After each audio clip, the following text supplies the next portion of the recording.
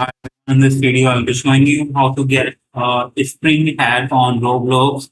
So, guys, before starting video on channel, please subscribe to our channel, like the video, go and just click on Marketplace first of all. And now you have to in filter, you have to first of all choose recently created, and you will get this spring hat here. Just click on it and click on buy and click on get now, and boom, you got this item. You can go to avatar,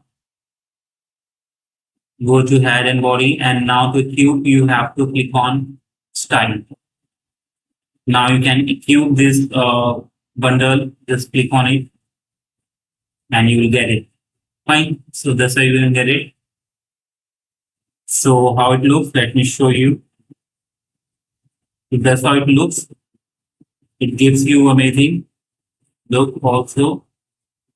So yeah, that's it. Hope you like it. Thanks for watching.